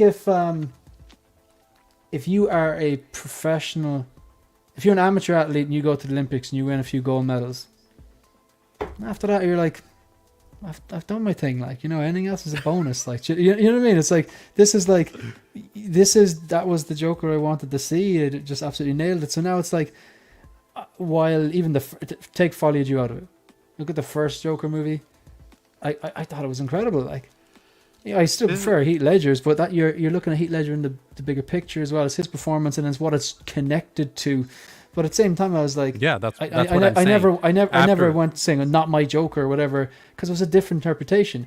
I remember driving to work years ago, when on the radio, the Irish radio says that, oh, Colin Farrell's been cast in another Batman movie. I was like, we don't need another Batman movie. And then I went to see the Batman, and I was like, you know what? I'm glad this exists. It's a different interpretation. It mightn't be my favorite, but do you know what I mean? So that's why I really want to put a bow in this, but go on. Yeah, I know. That's why I wanted to prefix this with saying I didn't need him to be the DC Joker. He didn't need to be Heath Ledger either. He didn't need to be. That's not what I was wanting. He wasn't even the Joker he was. Whether you guys, I know what you're saying, Eddie. I know what you're saying. Whether you guys want to Arthur Fleck, mentally ill, whatever. The first movie is called Joker. He ends the movie being Joker. He's not Arthur Fleck when the movie ends. He's Joker. To be fair, if the movie was called Arthur Fleck, mentally whatever, it wouldn't have been a great title. Yeah. So anyway, so when people say he was never the Joker, he was never the Joker that we know from comics or from The Dark Knight, but he was Joker that they created, and then they took away what they created in this sequel. It feels like they didn't hold up the characters that you wanted from the first one. They didn't hold that accountable in the second one, and it almost feels like they just shit on them. And I hate when sequels do that. To me, it's no different than the sequel trilogy. To me, it's no different than Luke Skywalker throwing his fucking lightsaber or whatever with I have a Rey. final question for you. So, I have a final question for you. Yeah, this is what I want to get to. And this is probably this. You probably know what I'm going to say then. Yeah. So this is more so. I know. I probably know Ian's answer. I don't think it'll affect. But the two of you boys. Does this affect your enjoyment of the first one? Yes, 100% for Man, me. I just don't get that because I know people don't. If I lived like that, I would never watch Terminator number 1 and 2 again. I'd never watch Alien or Aliens again. I just can you compartmentalize in order to enjoy I hear the first everybody, one? and I wish I was like that, to where I could separate things. This is the world you've created. It's, even though it's two separate movies, you've created a character and a world where they're one, right? That's what a sequel is. That's why I'm upset, because for me, you're inevitably making me think of this character as a whole from both of these together, and I cannot separate one from the other now, because it becomes one entity. It becomes one story. It becomes one character. This is his story. You can't take away that. And I wish I could just think of it as one. And that's why I wish it was never made, because the first one was such a good movie. And even going back to watch it, I wanted to watch it before we did this discussion. And I was like, yeah, I can't stop thinking of him as like just too soon Arthur Fleck now. So maybe after time I can go back to it. But I feel this way about Star Wars too now. Like, I do lose a bit I'm of so glad I interest, can compartmentalize, man. Because like Yeah. I'll always make jokes about it. I'll be like, there's only 2 Terminator movies, and sometimes I have myself convinced that there's actually 2, and they all lived happily ever after and prevented Judgment Day. But like, you know, it's just like, cause I like, if I thought like that, then I'd be watching Terminator 2 going, oh, look how this ended up. He puts on these glasses and says, talk to the hand. Well, that's different though, because that happened. That did not happen. but it's different because in Terminator 2, the Terminator dies, and John Connor goes off to be John Connor. You don't get anything. You get an arc in that. You know where it ends. This one, Joker 1, it ends on a kind of a cliffhanger. Like, he's Joker, but he's still around. He's in Arkham, like, and then 2 comes, and that's really where it ends, because that's where the story finishes. But with Terminator 2, you can end it after that movie, because you understand how it ends. Like, okay, John Connor. But in my goes head off to save canon, the if I world. really, really like didn't like the second one as much as you do, I'd be like, yeah, he just causes chaos forever, and that's it. Like I just I just block it off. Like The problem is that the sequel exists, right? So Yeah, it exists. but so does Terminator. Apparently, Terminator 3. I've heard 3, rumors 4, out 5, there. 6, 4, yeah. 5, 6. Like, but I'm just like, yeah, they're just nonsense. Like so. So Shane, if we wrap this, we'd go to your scoring system. What would everybody score it? Okay. Again, I've already been through my one. I had to go back to my own, keep myself honest, and go, okay, I don't consider it excellent. So I think, but I definitely, while it's not a masterpiece or a movie I'd recommend to someone, I still took my enjoyment out of it. My final score would be 3.5 stars. That's where I'm at. I think Eddie, you don't want to talk for you, but I'm pretty sure you already told us it was 1 star. Yeah, it's a 1 star for me. If I'm coming at it from the story perspective, yeah, it's 1 Jose? star. for me, it's anywhere from 3 to 3.5, which is like the 60 to 70% range. So kind of in the mid range. So. And Ian? 4.5 and maybe. I thought you were going to go like 4.5. No, hey, 7. you've reined me in. I will gladly stick to your scoring system. I'm actually thinking when I get the Steelbook home and I enjoyed it like I did the second viewing, I think I might put it to 5. Okay. So, folks, I do appreciate man. everyone giving different opinions and everyone sticking to their guns. I think no one has really drastically changed their scores from now to the start. But look, lads, it's so boring if we all go, oh, this was great, and if we all trash it. Like, we've seen streams like that. They're exhausting if it's just trash, and it's kind of exhausting if everyone agrees. So I personally enjoyed that conversation. I think we're more or less ready to wrap, folks. Unless anyone really wants to talk about BT1 or... No. Fair enough. And then, what was the other one? The Wolverine, I got spoken up to death. I got the face-off if you guys want to do it, but... Do you know what we'll do? No problem. Did anyone get any new this week? And then we'll do the face-off. I got the 89, literally collected it today from the depot. They tried to deliver it and then it went into the local thing. So the box is absolutely huge. It has the diorama in it or whatever. And I've been wiring up some fusions. You can't notice it up there, but I don't know. Can you even see that here? 1 second. No, it's not really on screen. It's the mech test Tony wired up with fusions. I think I sent you an image to the group chat, but it doesn't come through that well on photos. It's actually like the arc reactor is bright, the 2 repulsors on the hands, the boots light up, and there's little blue parts as well. I didn't realize. And the beauty of it is, like, he's got wires hanging off him anyway, so it, like, the odd wire in the background, you just think it's part of the figure. So pretty damn cool. So and there's a few other. I've been wiring up all my bases, light up Star Wars bases, CCFLs, and fusions. So, like, there's still a bit more work to do. I think by the weekend now I'll have it looking the way I want it looking. But yeah, anyone else get anything new? Haven't got anything in a while. No. Nope. No, nothing. Cool. Okay. Yeah. So yeah, I got do you wanna 89 do the face-off? too, which Yeah. but yeah, he was right there. Is that the stock cape, or did you get a Jackson Jew? That's a Jackson Jew, yeah. Right. I'll I send think I some got the better same one. photos in the in the group, but yeah. Anyone want to? Jose made the questions. I don't know the questions. I'll gladly I'll do the face off unless. Well, it'd be Ian good and to see Eddie. Shane in one. I don't think I've seen Shane in one. Oh, well, I'll do that's it. you I'll up do it. against Shane. Okay, All yeah, right. you just dabbed yourself in there. We'll get the music ready and switch over to private chat. Okay. Just want to get psyched.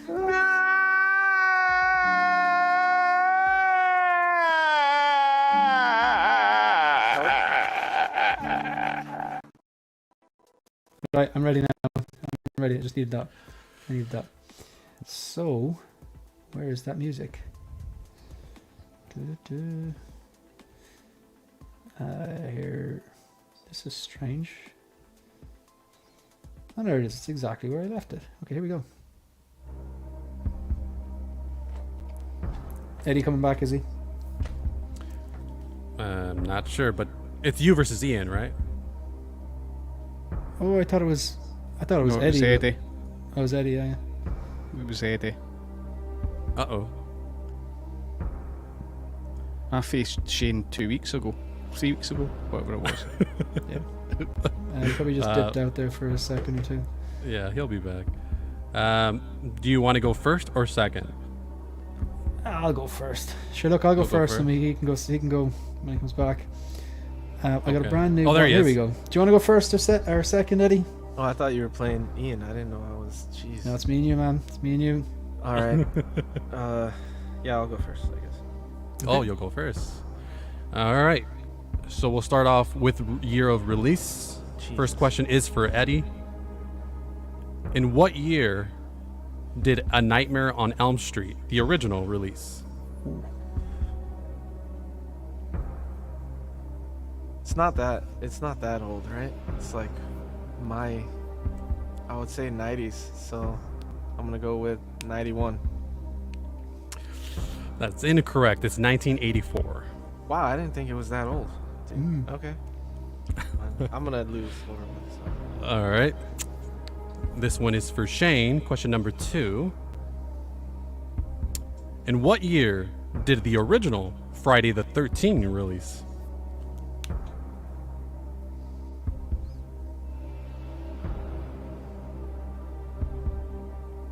I think that's an 80s movie. I think it was also 1984. Close, 1980. All right. This is who directed. First question goes to Eddie. Who directed 1996's Romeo and Juliet? Ah, Jesus, man. I have no idea, dude. I have no. Can I just say I have no idea? I'm not gonna guess. I mean, 'cause you can guess, but I know Leonardo DiCaprio's in it. I know that, that's correct. but I have no. Yeah, I don't know. All right. It is Baz Luhrmann. Yeah, I would have never even. I don't even know who the hell that is. He's done a lot of stuff. Look it up. Yeah. All right. I thought these ones were pretty easy, but all right. Who For a Very fact easy checker. if you know the answers. Yeah. That's Come true. on That's here. true. All right. Question number 2 for Shane. In who directed? Okay. Who directed the 2003 film School of Rock?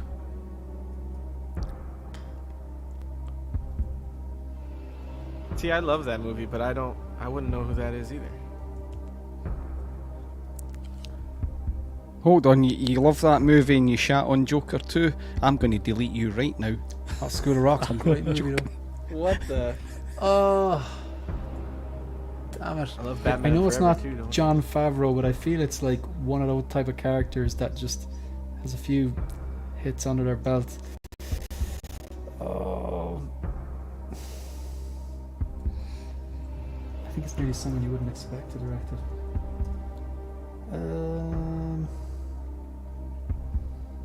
Nah, man, it's hardly Todd Phillips, was it? He's directed a lot of comedies. Well, Final answer? final answer is Jack Black. That is incorrect. It would be Richard Linklater. Nah, I would have never got that. Yeah. What No. the hell? All right, these ones I think are pretty easy. All right, so okay. Question number 1 for Eddie. Who played Marie in When Harry Met Sally? Marie? Mm-hmm. Carrie Fisher, right? That is correct. Ooh, A movie I like. That is See, correct. I'm better at the actor ones than the director ones. I know actors, but All right. pressure's on, man. Pressure's on. I think this one's pretty easy, but well, I don't know. You made a comment earlier about this, so you might not remember.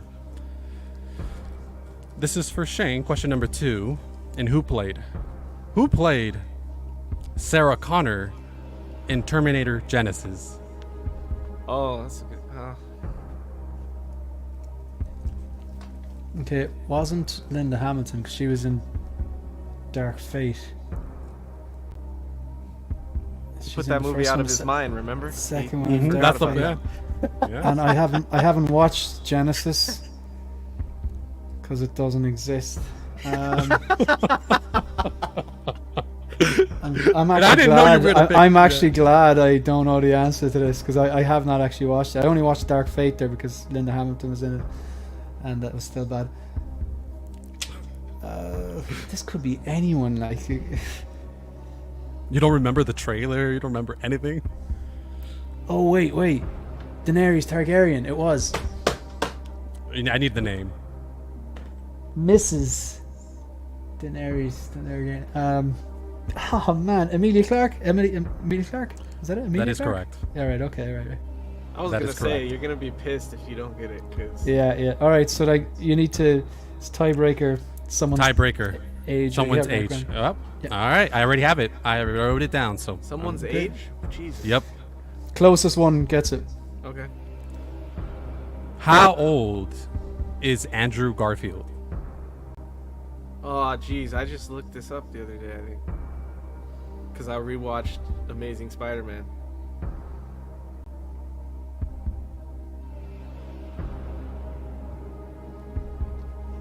I'm gonna go with 41.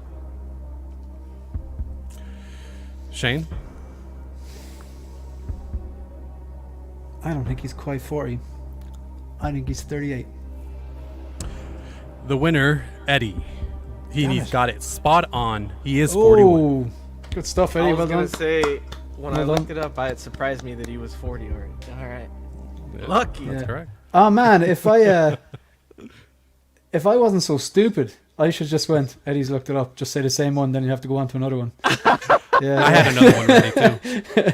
but I can't care about this competition as much as I care about the ending of Joker 2. And on that note, guys, folks, we'll see you next week. And next week is the giveaway. So if you want to be in, be subscribed, be a channel member, and be here in the chat. Do some sort of duck race or some random way of selecting those giveaways, and we'll get that stuff goodness out to you. Do you want to plug anything, guys, or No. no one wants to talk They were about good. Folie À Deux for another half an hour? Brilliant. Excellent.